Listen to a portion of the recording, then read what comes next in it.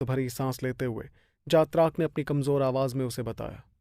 ध्रुव, जब जायरन मारा गया तो मैंने उसकी बची हुई शैतानी शक्तियों को इकट्ठा कर लिया था।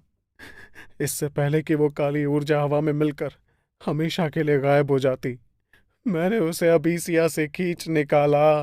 उस वक्त तुम और बाकी सब लोग अपने अपने घर जा चुके थे।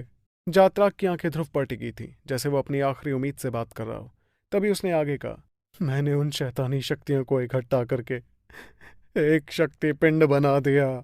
अब उस इलाके में एक भयानक सन्नाटा छा गया था। शौर्य दल में अभी भी जीत के जश्न की लालटेनें जल रही थीं, लेकिन हवा में जैसे मौत की गंध फैल गई थी।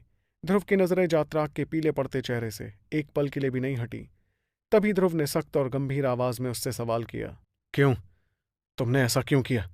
तुम्हारा दिमाग तो खराब नहीं हो गया था? दर्द को बर्दाश्त करते हुए जात्राक ने अपने दांत पीसे और उसकी आंखों में एक गहरा पछतावा उतर आया, जिसके साथ उसने कहा, क्योंकि मुझे उसकी जरूरत थी। सच तो ये है ध्रुव कि मैं इस ब्रह्मांड का वासी नहीं हूं। हम अश्वारी दूसरे ब्रह्मांड से यहाँ आए थे और यहाँ आने का हमारा इकलौता मकसद सिर्फ वो शक्ति पिंड इकट्ठा करना ही था। इसलिए मैंने तुम लोगों की मदद की इस आयरन को खत्म करने में। मेरा असली घर, मेरा ब्रह्मांड बहुत ही प्राचीन और ताकतवर है। मैंने वो शक्ति पिंड एक शख्स को सौंप दिया और बदले में उसने मुझे वो देने का वादा किया जो मैं सबसे ज्यादा चाहता था। कम से कम मुझे लगा तो यही था।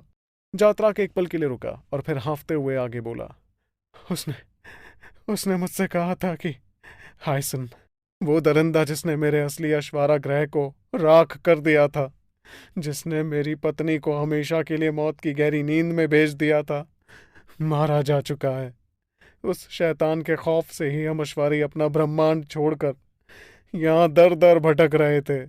उस दोगले की बात सुनकर मैं अंधा हो गया था ध्रुव। मुझे लगा कि अब हमें हाइसन से कोई खतरा नहीं है।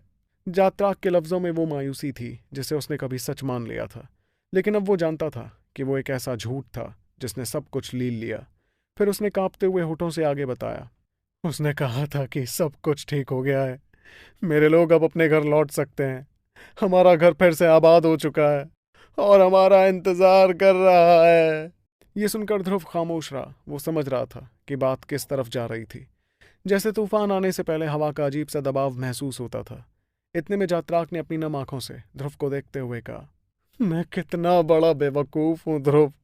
मैंने उसकी बात पर यकीन कर लिया। मैं वापस गया। मैंने हकीम बाबरू और बाकी सभी अश्वारियों को